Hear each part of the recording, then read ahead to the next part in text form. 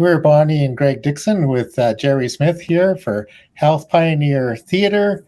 And today we are going to talk about Robert Tepper and the farm. Bonnie? Yeah, I just wanted to give you the perspective of what it was like in 1990 to be working in a very nice health food store, had a restaurant, and I helped sell tofu from the shelf to the consumer, as well as we used tofu in the bakery and in the restaurant. But I also taught tofu classes, and what's fascinating about this particular episode, I did not know the history of Robert Tepper and the farm. He brought tofu, say in Japan, is created like a donut store here, a fresh donut store in the US. There's a tofu, say, store on every corner. Whereas here in America and Canada, tofu is brought in and it's done differently. It's prepackaged. And what Robert Tepper did, and he's going to tell that story, is he helped create the firm tofu for the palate of the North Americans. And I had so much fun learning about the tofu, the history of the tofu, as well as I'm going to hand it over to Jerry, and he's going to tell us a little of the background history of Robert Tepper, the farm, and tofu. So take it over, Jer. Well, great. Well, Joe Wade introduced me to the farm, and I said, the what? And I thought I knew a lot about the natural products industry, but he explained to me that they had a whole history of initializing and popularizing soy foods. And he introduced me to Robert Tepper, who knew these stories. He said, this would be a great person for you to talk to. So big picture, we have soy milk, soy cheese, tempeh, tofu, soy protein, nuggets, and others, many others. Well, where did they come from? How did they get popularized? That was a fascinating story, and it had a lot to do with a place called the farm, which Robert will talk about briefly. And it was part of, you might say it was part of the 60s cultural revolution, adopting different taste, flavors, concepts, very much about vegetarianism and other things mixed with it, with different philosophical flavors too. But what I wanted to point out, that if somebody wants to get more details about the history of soy foods, Soy Info Center is an excellent resource. It is a amazing documentation of everything tofu. And they were kind enough to give us permission to use some of the photos of some of the things and products that were talked about by Robert in this interview. So I'd want to give kudos to them for documenting everything conceivable about the subject. And the founders of this site are involved in its popularization. But again, the origins of soy food American style was really an interesting sell because Americans thought about soy foods in exotic and unfamiliar ways that just sound like the last thing you'd want to eat. So sometimes it took philosophical reasons to adopt it for the betterment of the world. So keep that in mind. Yeah, Jerry, what I've got to share with you is in the store that I work, the Whole Wheatery in Lancaster, California, we offered tofu in a variety of dishes. But we couldn't say the word tofu. Don't mention the T word. Because people are like, what? And I finally started teaching classes with the tofu and showing people how to use it in dishes. I said, it's like cottage cheese or eggs. It's kind of boring until you do something with it. So in other words, now, Bonnie, but tell the audience though what kind of community Lancaster was too. This wasn't Haight-Ashbury. Oh, Lancaster was it was the outback of LA, and it was an aerospace industry town. It was not a culturally diverse sort of a place. It was kind of meat and potatoes kind of place. A blue collar. community. Yeah, and in this particular town, though, this store I worked at was the place to go. So people of like mind would go there, but still they were kind of like, ooh, soy foods, tofu. But it was great fun educating people because at the end of the day, here's a really great fun story. So I was teaching out of a book, Tofu Cookery, which ultimately was from an author from the farm. I didn't know that either till later. And I made tofu enchiladas. Now, when I made the tofu enchiladas, what you did is you froze the firm tofu, thawed it, squeezed it out, and then you marinated it in a bit of peanut butter soy sauce and a little bit of, there might have been a little bit of garlic powder. And then you kind of shredded it and baked it, and it came out, it looked like chunks of chicken. And I made tofu enchiladas for a group of big, strong, burly contractors. They never knew that it wasn't chicken. Very clever. It was very fun. It was very fun. So shall we try the video again? We'll try the video again here. Awesome.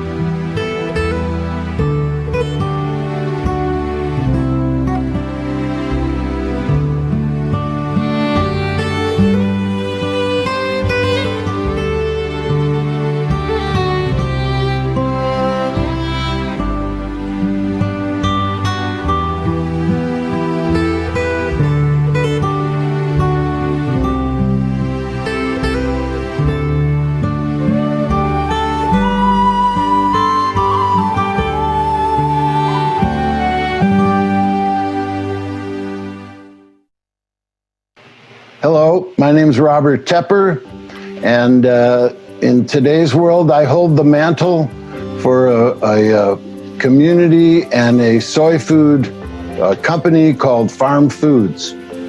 And I've been asked to talk about the history of the development of some of the soy food products that we developed at our community in Tennessee in the 70s. Stephen was the minister of our, as you would have at church, and a bright guiding spirit who just helped organize folks into, or not organize, but just helped a lot of folks understand what they were learning in the 60s, what they were experiencing. He was a teacher at the university in comparative religion, which in the 60s took you into a lot of Eastern thought.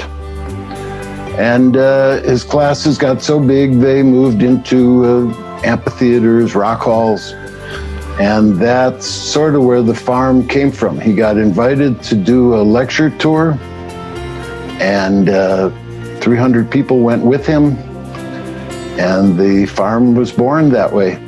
When the tour was over a year later, there was nowhere to park in San Francisco. These folks had been on the road, and they moved to just outside of Nashville. My wife and I were living in Nashville, and the rest is history.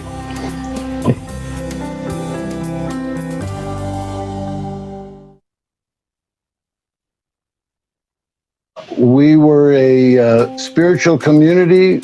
We were 1,500 strong, and we were vegan. So we had to figure out how to feed ourselves, or how to earn enough to buy what we needed to feed ourselves. And we thoroughly embraced the concept of using soy foods as a primary protein. And we had literally dozens of excellent chefs and cooks in their private homes in this community perfecting recipes. I get to talk about them, but the developers, they all know who they are.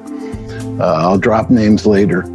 So we liked to eat soy foods, and we built a dairy early on, and people could go and pick up milk and fresh tofu. We then expanded that dairy, and really as the community grew, our tofu production grew. We had some super smart technicians and great equipment scavengers, and we built a really nice soy dairy there in Tennessee, Summertown, Tennessee, and developed a lot of soy foods that we liked to eat. Fast forward to the reality of earning a living in Tennessee.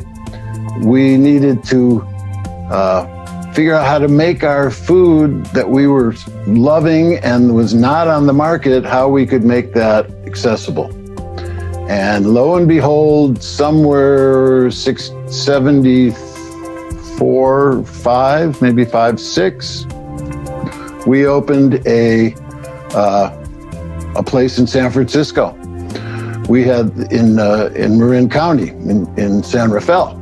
We had the first vegetarian restaurant in San Rafael, probably in the Bay Area, but certainly there. And we had a restaurant and a bookstore and a small production plant in the back. Again, fast forward a couple of years later, having developed delivery routes to the primary restaurants, the vegetarian folks who were happy to buy our tofu. So we expanded on the production, and two things were making us very popular. One was the fact that we developed firm press tofu. When we got to the Bay Area, it was Hanodi, Quang Hop, and Azamaya, Korean, Chinese, and Japanese tofu, and then it was us. And the white kids let the presses squeeze longer, and our tofu was chewier and a little more what a Caucasian palate prefers, rather than soft tofu, which was the going trend at those points. So we developed firm press tofu, distributed it in 5-gallon buckets, and got a nice packaging machine. And then before you knew it, we were crushing the tofu and making tofu cheesecakes. We were making tofu salads, cottage cheese, all with tofu. And so running a community and a bookstore and a restaurant makes profitability kind of tricky. So we closed down, rented a building in San Francisco, right on King Street, where the stadium is now, right on that corner. And for 2-3 years, we had a soy foods production facility, a sizable one. We brought out some really smart engineers. Frank came in and built a scaffold tofu process, and where the forklift put the beans in at the top. This is no rocket science, but no one had done this. And the beans would gravitationally go through their cleaning, go through their splitting, go through their soaking, and the backs of the workers, it's a very back-heavy industry, were being saved as best we could to get it down to the final, the cooking, the kettles were in line. It was just really smart. We had a viewing room up above as many little factories do.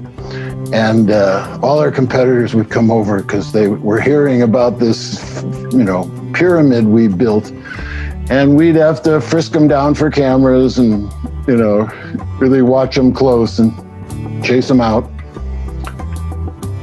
But so that was Farm Foods. So we did that for a while. Before we even did the restaurant and the soy foods factory, we had Farm Foods out of Tennessee selling good tasting nutritional yeast, which many of you remember, the Red Star brand. We were the first to buy it from them in Wisconsin and repackage it. But we also had TVP. We were pioneering texturized vegetable protein. We were the first to really pioneer it into the natural food stores and overcome the arguments about the hexane extractions and all the issues that are out there with texturized vegetable protein. As a food source, we didn't take the pickiest of discrimination on that one. Maybe today I'd look different at it, but at the point, no one was selling a hamburger helper, and we felt that our mission, and we were mission-based, was to contribute dramatically to the world's hunger problem by educating what you can do with soy foods. So we had, pamphlets that were given out at the stores called Yay Soybeans, and we as a sideline, we had a book publishing company, and we started publishing Tofu Cookery, the Farm Vegetarian Cookbook classics. Those recipes are as good today as they were 40 years ago. So now we've got a brand, we've got a factory in San Francisco, and once again, we look at the numbers and the people we have committed, and the only money was in ice bean.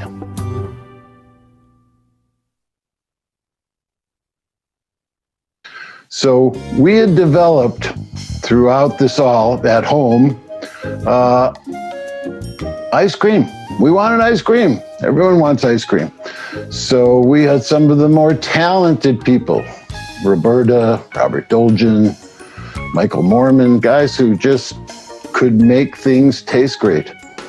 Roberta Kaczynski was sort of the head of our house kitchen and in some ways chief cook. I learned so much from her. Along the way together, we opened a vegetarian restaurant in Nashville. That was 82. And the best chefs all trained me up. That was a great experience. Lori Praskin. So these folks were making tofu products at home or in our kitchens on the farm, and we made them into products. So back to the commercial aspect of Farm Foods, we were now only distributing in California, and we were kind of pulling out, though a lot of our products were made available by some of our members who stayed back and kept the distribution going for a while.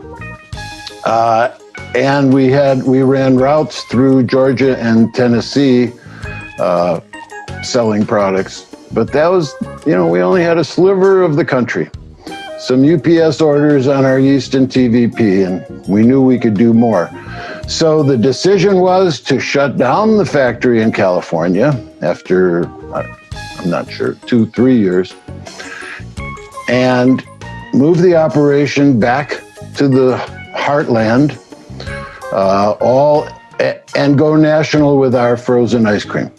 We were shipping from San Francisco to Tree of Life in Florida in rented vans. I mean, it was really early on in small load frozen distribution. So we moved our factory to a dairy outside of Memphis, Searcy, Arkansas, who was willing, it wasn't easy, to find a dairy that would shut down, sanitize, and run limited amounts of product from soy. And Michael Moorman and Steve Myers, I think the job they did finding a dairy and working with someone to do something extremely out of the norm. And, we were the first. Tofutti was still in the kitchen in the Bronx or Brooklyn. That's another story. But later came Tofutti. But at first, so we got the jump. And we did a great job. We got an ice cream distribution partnership with Haagen-Dazs just by being good sales folks and negotiators at the right time in the right place.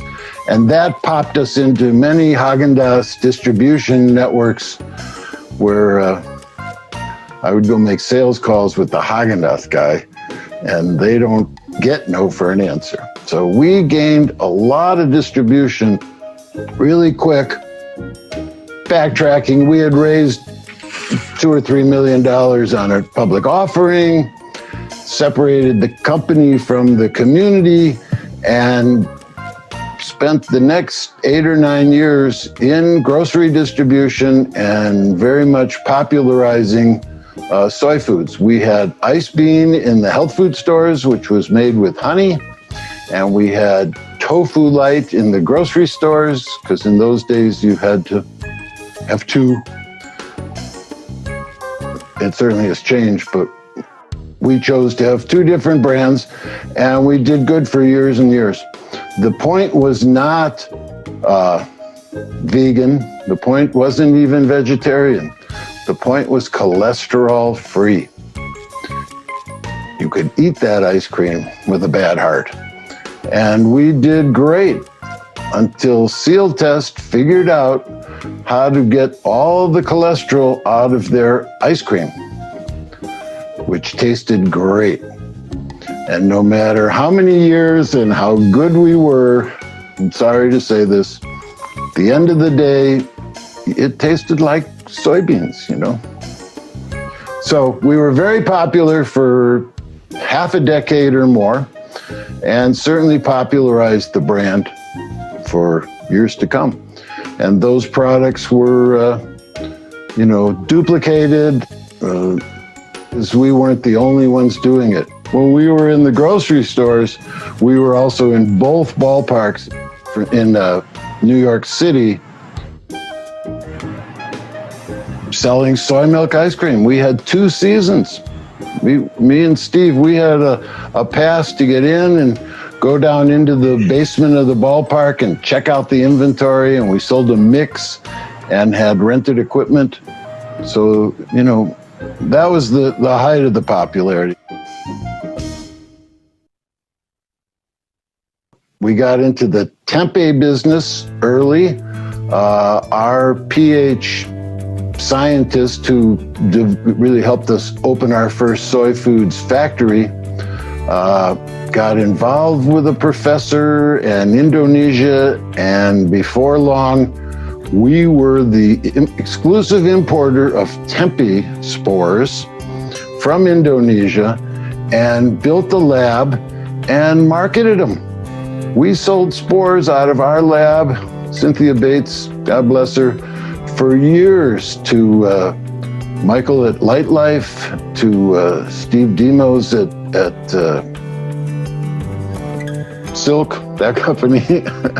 For years and years, we had this tempeh spore factory. We still do. We still have online business. Tempeh is different. Tempeh is a spore, a living organism that sort of is in the air, we're told, in Indonesia, and it's a primary food. So you take a soybean, you split it, you put it on a cookie sheet, and you sprinkle the spores on it, put it in a warm oven overnight, and in the morning you've got a bed that is coagulated, and you slice it up and fry it or steam it. And the book publishing company have a wonderful tempeh cookbook out there for anyone who wants some guidance. And there's real good Tempe. There's the names we keep hearing, Light Life. He started in Tempe. He learned on the farm and built that company, and then exploded into many other products as he sold his Tempe business and got big. And, White Wave certainly has been, the other one that's always been there. They're still there, and it's good Tempe. And, we're fortunate there's a local Tempe guy here who makes just the best Tempe. But it's only available, half a dozen stores if you live in Santa Rosa. But the two commercial brands are pretty much everywhere now. Lots of shelf life, and it's good. So you should get some and steam it up, and then cut it in strips and fry it.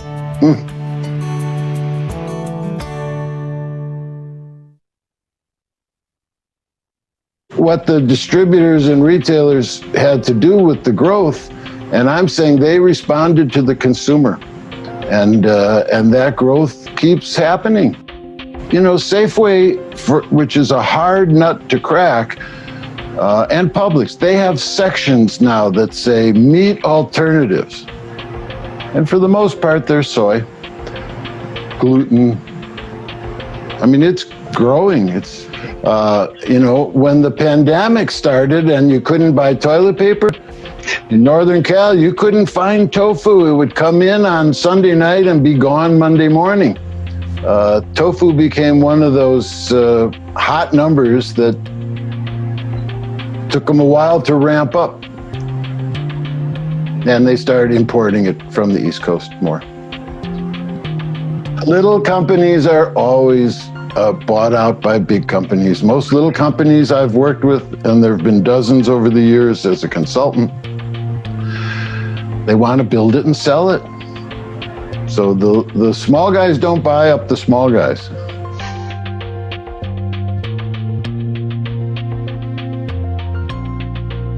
Who would have thought you could have a tofurkey? He gets first prize to where, 3-5 years into it, he couldn't make enough. I think he's ramped up, but there are certain brands. I mean, look what White Wave did. As soon as they put milk in a Gable milk carton, it exploded. Suddenly everyone could take home soy milk instead of not liking it in Tetra Pak, on the shelf. They put it in a Gable and stuck it in the cooler, and it just, I don't know what the number is, but a huge growth. So what are we saying? What caused the growth? The big guys get to do it by making moves. Silk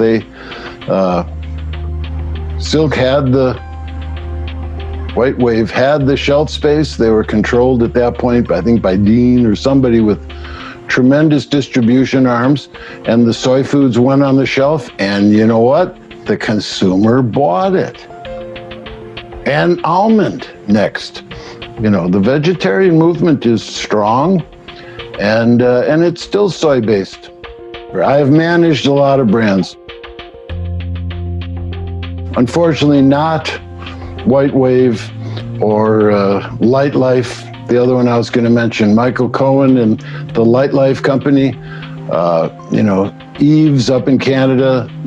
Those were the spearheaders, farm foods, when we were on the market. We always had the ice cream part of it. But, those making hot dogs to where they were good, to where you could actually, buy them from the vendor in front of the flower gardens in San Francisco Park, in Golden Gate Park. I just saw them there recently. Everywhere. It's expensive. If you have a good product and you're willing to pay the grocers to buy that, rent that shelf space, you might be successful. The demand is there. The available shelf space, it's all negotiable, It's all negotiable. And you can make a brand without the big boys. You don't have to go into the grocery stores. Sprouts is just as expensive as, Safeway. Whole Foods is more expensive than Safeway. So it's, that somewhat prunes out some brands, is that, unfortunately it takes an investment to build a brand and to buy in. So I did it primarily on my charming personality and good looks.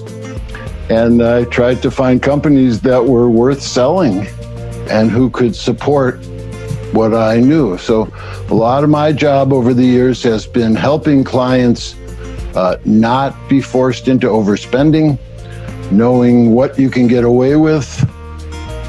I had that multiple brand advantage of saying, but Miss Safeway, the last guy paid this and you want 2 of those, and can't have that, Can't say that if you just walk in the door.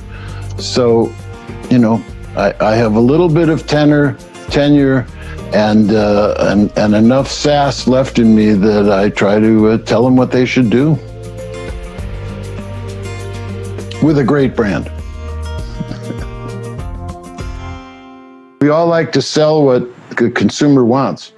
We were there when tofu was just gaining popularity, dramatically different than today, where you go into Safeway and there's 3 or 4 brands, let alone, a health food store.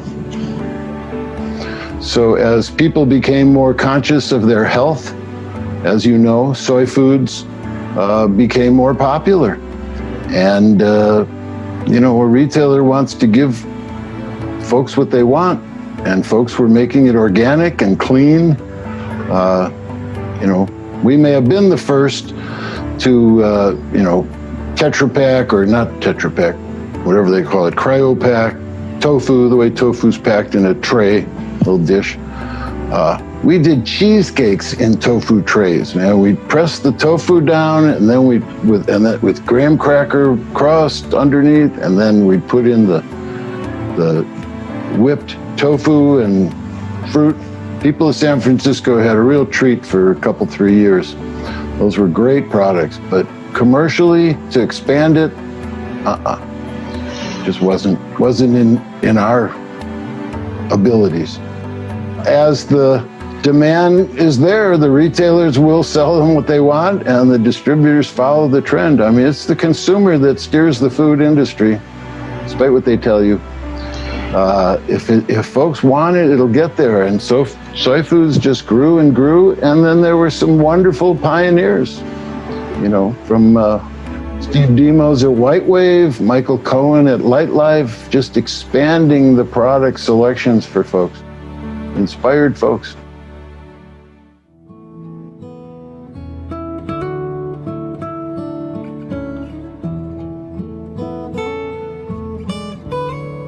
So that, I guess, overviews the basic question, and I get to be the representative of this. I could line 6 or 8 people behind me.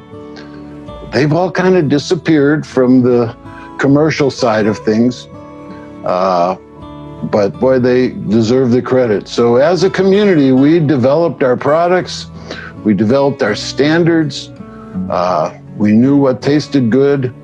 And we also knew that, an acre of land can produce a pound of beef and 10 pounds of soy foods. And, we were out to show folks that soy foods were good. Between our products, which came and went, we eventually weren't selling tofu products. We are again. Farm Foods has been resurrected. You have to live in Middle Tennessee or in Georgia to get it, but you could get it if you lived there. But we wrote books, and we published books, and we distributed books on soy foods, and we certainly took the ice cream category into the next level. And a quote that's delightful, I wish I could give you a date. Vegetarian Times at one point said, quote, "The farm changed the way America ate soy foods."